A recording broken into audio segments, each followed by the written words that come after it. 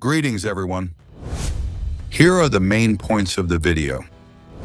Afraid of being assassinated, Putin doesn't dare to leave the Kremlin as Russia's elite is plotting a coup. Outrage is rising to record levels, and the Kremlin is powerless as Moscow sinks into unrest. A stab in the back, China quietly takes over the Far East, and Putin is completely powerless. A new nightmare for Moscow. Europe quietly unleashes superweapons to strike deep into Russia. Welcome to the analysis program of Luan Banqiansu. Before we get into the details, please take a few seconds to like the video and subscribe to the channel so we can continue. Thank you, dear audience. Afraid of being assassinated, Putin does not dare to leave the Kremlin as Russia's elite is plotting a coup. Ladies and gentlemen, the continuous flow of intelligence from the West, along with reconnaissance data on Telegram channels, is painting a picture of Vladimir Putin's complete isolation. For more than a week, the Russian leader has almost completely isolated himself inside the Kremlin fortress, canceling all domestic trips and withdrawing entirely from the public eye. This voluntary confinement, as revealed by the Daily Star, the Financial Times, and several independent investigative agencies, is not simply a routine administrative decision, but rather a defensive reaction to an increasingly present fear, the risk of an assassination. On the battlefield, there have been astonishingly precise strikes from Ukrainian drones, along with operations targeting and eliminating numerous high-ranking officers deep within Russian territory. This has forced the Russian Federal Protective Service, FSO, to implement security protocols at an unprecedented level in history. A strict line of biological and technical checkpoints has been set up, isolating the president from the outside world. From the chef and photographer to the closest bodyguards, everyone is under round-the-clock camera surveillance and is strictly forbidden from using smartphones with internet access. Even movement is restricted as much as possible. Traditional vacations at suburban residences like Moscow or the Valdai residence have been completely abandoned, replaced by solid underground bunkers deep beneath the ground. But the greatest fear doesn't just come from the drones in the sky, but from the specter of a covert coup originating from the political elite right in the heart of Moscow. To cover up this state of isolation from the public, the Kremlin's media apparatus had to resort to pre-recorded footage, continuously broadcasting old meetings to create the impression that the government machinery was still operating normally. However, behind that tightly closed velvet curtain, the rare meetings that appear on the official schedule are cyclical and full of strategic intent. At the Kremlin's famous long white table, in stark isolation, Mr. Putin had a direct meeting with North Korean Foreign Minister Cho Son-hui. In the solemn atmosphere, the Russian leader expressed his deep gratitude to Pyongyang for its strong military support on the battlefield in Ukraine. However, the depth of the cooperation, as well as the secret agreements between the two regimes, remains shrouded in absolute secrecy. On the other side of the front line, the perspective from Ukraine's strategic military circles opens up an even more chilling prospect for the security of the Kremlin. According to retired Major General Volodymyr Havrilov, former Deputy Minister of Defense of Ukraine, the development and expansion of Ukraine's domestic ballistic missile programs is the weapon capable of completely shattering the invading country's sense of internal security. Russia's fatal weakness is not troop morale, but the structure of its defense industry. In contrast to modern military doctrine, which always prioritizes dispersion and flexibility, Russia's military-industrial complex is critically dependent on a few massive industrial centers concentrated mainly in central Russia. Relocating or dispersing these giant factories deeper into the interior is physically impossible and unworkable in the time available for Moscow. This historical concentration has turned Russia's key defense production facilities into ideal targets. Just a few limited but consistent ballistic strikes from Ukraine on these strategic coordinates are enough. The combined effect on logistics and the psychological impact on Russian leadership would be devastating. General Havrilov emphasized that Russia's current air defense and missile defense systems are almost powerless to effectively intercept new-generation ballistic targets. Outrage is surging, leaving the Kremlin as helpless as a caged, starving bird. The skies over the capital and surrounding areas have just experienced moments of turmoil as waves of drone attacks rain down, with thick black columns of smoke rising and billowing from logistics centers and massive warehouses belonging to the giant e-commerce corporation Coup, clearly visible from many parts of the Russian capital. This destruction is not simply an ordinary loss of property, but serves as a serious warning about the endurance of the Russian economy as well as the Kremlin's ability to sustain its war machine. From an economic perspective, the scale of the damage is truly astonishing. Right in the first wave of attacks targeting Quebris's logistics chain, analysts estimated the losses to be around $1 billion, including both the value of the infrastructure and the goods destroyed inside. For a massive war machine like Russia, $1 billion might only be equivalent to the cost of running military operations for about 2 to 3 days, which is equal to the entire annual budget of a small province. But if we look deeper into the structure of the damage, the picture becomes much darker. On Quebris's side, the first wave of destruction wiped out about 7% of the country's total warehouse area. When the next blow threatens to take away another 7%, total losses of nearly 14% could push this retail giant to the brink of an existential crisis. That is the view of military expert Oleksiy Manik, co-director of Foreign Affairs and International Security at the Gyadong-Zasunkov Center in Kiev. However, the ones suffering the most painful blows are not the big corporations, but Russia's small and medium-sized enterprises. A series of videos circulating on social media have captured scenes of small traders waking up and realizing they have gone completely bankrupt. They are on the verge of losing everything without receiving any compensation from the government. The support packages or preferential loans that Quebris is considering to save the situation are completely powerless to rescue small businesses from the brink of extinction. Even so, if economic losses are just cuts to financial strength, then the psychological effects of the war are truly the most devastating blow to the heart of Russian society. Even though the media may exaggerate that the Ukrainian drone squadrons are freely roaming the skies over Russia, the reality on the battlefield is much harsher than that. Out of about 400 drones launched, only around 10 managed to get through the air defense network.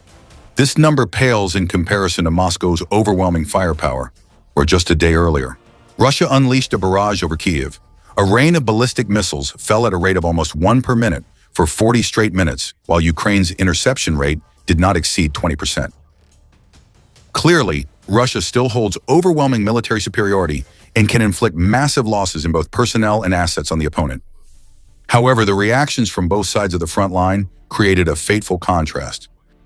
The people of Ukraine, after many years of being forged in the crucible of war, have developed a resilient spirit of endurance.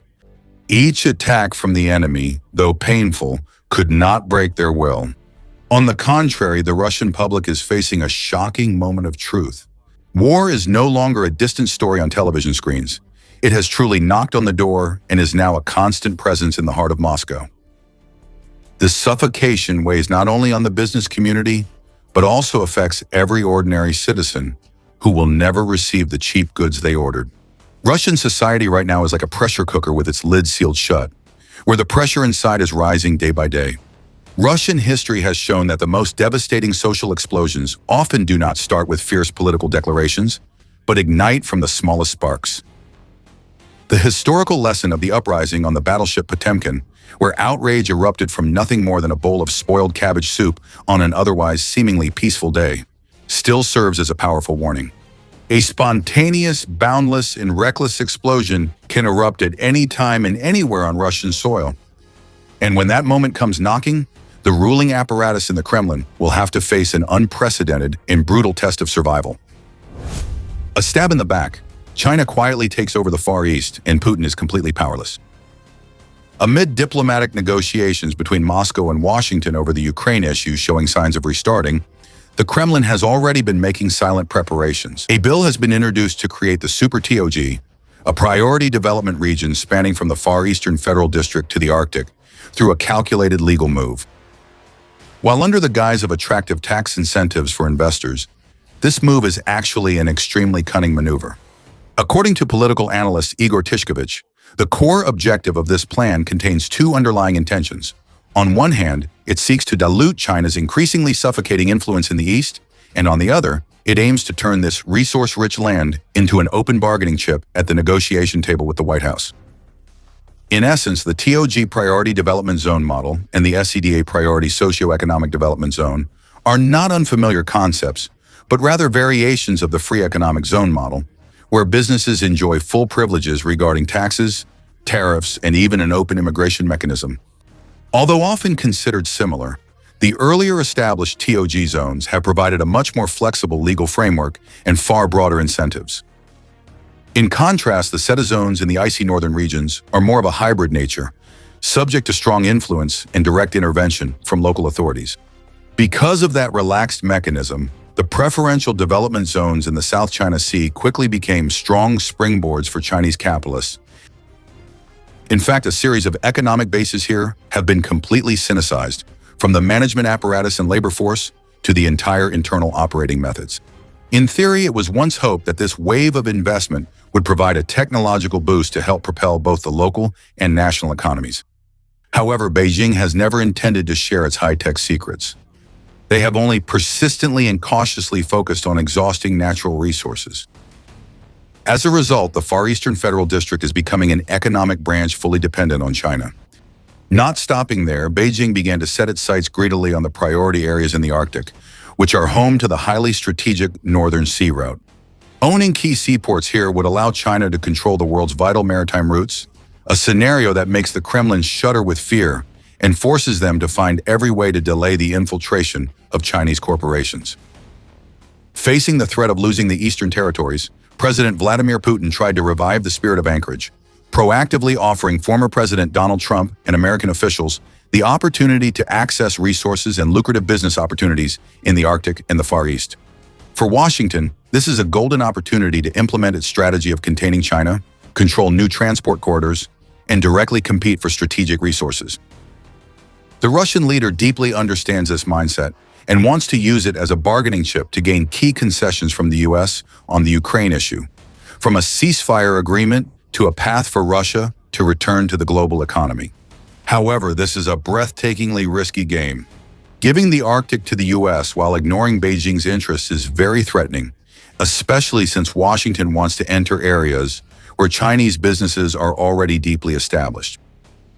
For Russia itself, the process of the Sinicization of the Far East is building into an existential threat that directly endangers its territorial integrity.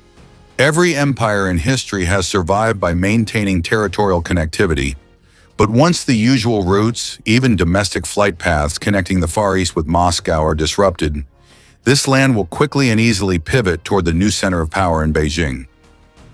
This dependence affects not only the economy, but also deeply penetrates social and political structures. Moscow's new nightmare. Europe quietly deploys a superweapon to strike deep into Russia. However, with the subtle moves on the diplomatic chessboard, in Western Europe, a new strategic scenario is quietly taking shape on an unprecedented scale. Western media, notably Wealth newspaper citing sources from British and German officials, has just revealed a top-secret military program called the Deep Precision Strike. This is not only a core element in the new defense cooperation agreement between London and Berlin, but also represents the ambition of 12 NATO member countries to create a weapon system with a record range of up to 2,000 kilometers. With an estimated budget of nearly 35 billion euros and officially unveiled at the NATO summit in Ankara this past July, this project aims to prevent and be ready to retaliate if deterrence fails and direct confrontation between Russia and the alliance breaks out. To realize this strategic vision, which is expected to be completed by 2034, Western military officials are considering two directions for development. One option is a ground-hugging cruise missile capable of evading the most advanced enemy air defense networks, or a hypersonic missile that travels at more than 5 times the speed of sound. A wind-splitting weapon that renders all early warning systems ineffective. However, while NATO's long-term project remains a story for the future, an urgent race against time has already begun to change the situation on the battlefield in the short term. According to Bloomberg News Agency, the UK Ministry of Defence has made history by signing contracts with domestic defence companies to develop the UK's first ballistic missile series in over 50 years. Codenamed Shadow Strike, this program carries a dual mission.